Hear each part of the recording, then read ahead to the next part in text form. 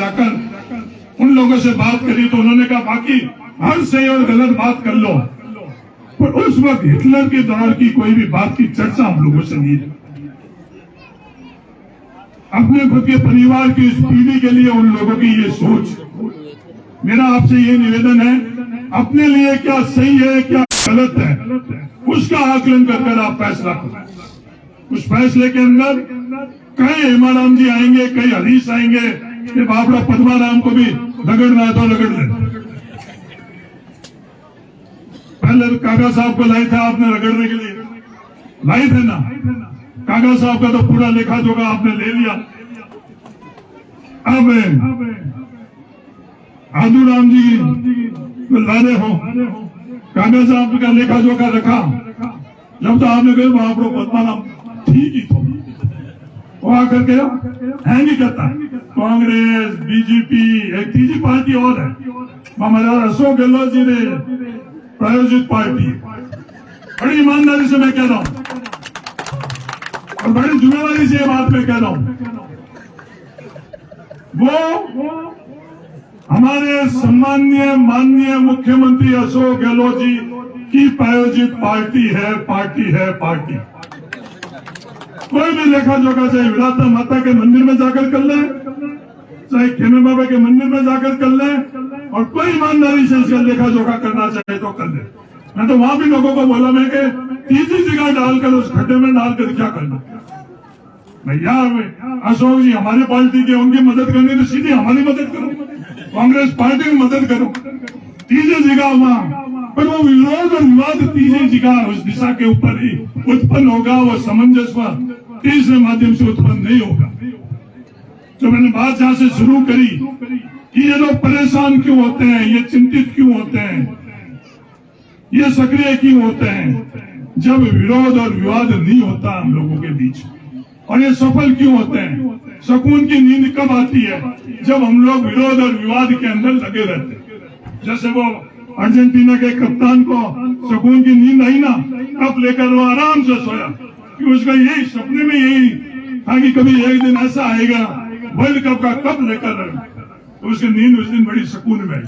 जब तक हम विरोध और विवाद में चलते रहेंगे तो उन लोगों को सुकून आता रहेगा, और जिस दिन विरोध और विवाद के अंदर अपन लोग नहीं, तब उनको सुकून नहीं आएगा।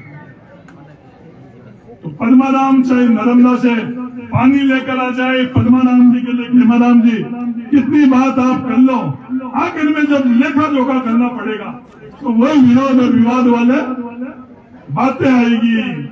उस बातों के अंदर ये पद्माराम भी कुछ लीजिएगा, ये बड़ी ईमानदारी से मैं बात करूंगा। नहीं तो आप देख लेना जब साल भरी बाकी बचे हैं तो उस कब्रों में पद्माराम जी आपको भी आना पड़ेगा। अभी तो बच रहे हो आप इधर उधर कर राजनीतिक सियासत के अंदर की भाई उस कब्रों में आपका नंबर नहीं आए, बिना संघर्ष निकल जाऊं, इसमें भी आओगे और इसमें भी आओ, आना उसमें भी आपको पड़ेगा। वो आना इसलिए पड़ेगा क्योंकि हम लोगों का जो पैमाना है वो पैमाना ही कहीं ना कहीं हम लोग तय और कोई करता है, लागू हमारे माध्यम से होता है, हमें पता ही नहीं चलता कि हमारे माध्यम से लागू हो रहा है। ये भी बड़ी जिम्मेदारी से बात कर रहा हूँ। तय जयपुर दिल्ली में और कोई ताकतें करती है, लागू हम लोगों के माध्यम से करा देते, हमें एहसास भी नहीं होता कि लागू हमारे माध्यम से हो रहा है। कोई ना कोई बात पकड़ा देते और बाद में भावना के हिसाब से हम लोग बात पकड़ लेते हैं कि नहीं साहब ये तो हमारी बात है, जो बात हमारे लिए कोई मायने नहीं रखती। अगर पूरी बातों का लेखा जोखा ले तो मेरे को वापस दिल्ली जाना, पद्माराम जी ने पहले खेम जी और इन्होंने बोला हरजीराम जी के आना ही था, पद्माराम जी ने पाबंद अलग से किया अलवर के अंदर कि आपको आना ही पड़ेगा। मैं आऊंगा तो कुछ सच्ची बात कर लूंगा, सच्ची बात कहना तो कड़वा लगेगा, क्योंकि मुझे ये समझ में आ गया क्या उससे अंतिम पड़ाव वही है।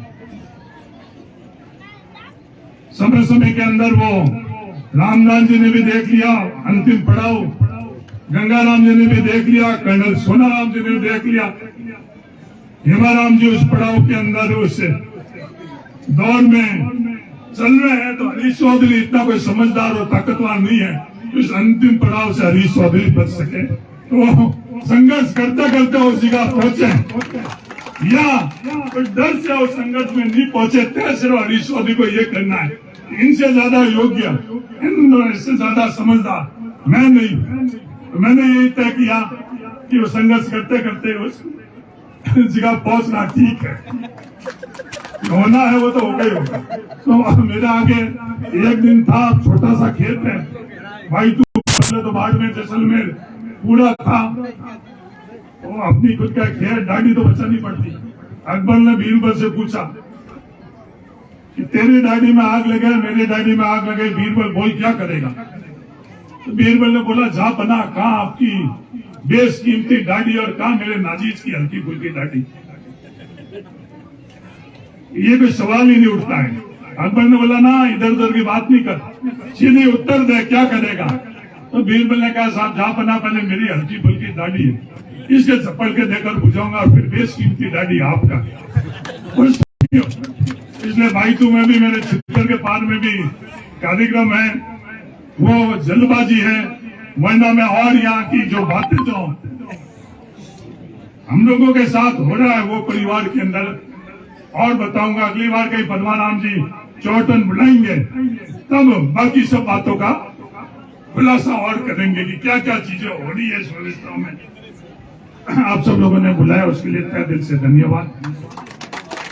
अंत में जागृत रहेंगे तो आगे बढ़ेंगे, और जागृत नहीं रहेंगे तो सपने लेने छोड़ दो, किसानों और सपने लेने छोड़ दो, ये घर की बात है। धन्यवाद, जय हिंद। बहुत बहुत आभार अध्यक्ष महोदय माननीय हरीश जी चौधरी साहब, विधायक बैतू, पूर्व मंत्री राजस्थान सरकार। जागरूक रहोगे तो आगे बढ़ोगे, यही संदेश देने वाली डॉक्टर आईदाल सिंह की आपसे समझना चाहूंगा। राख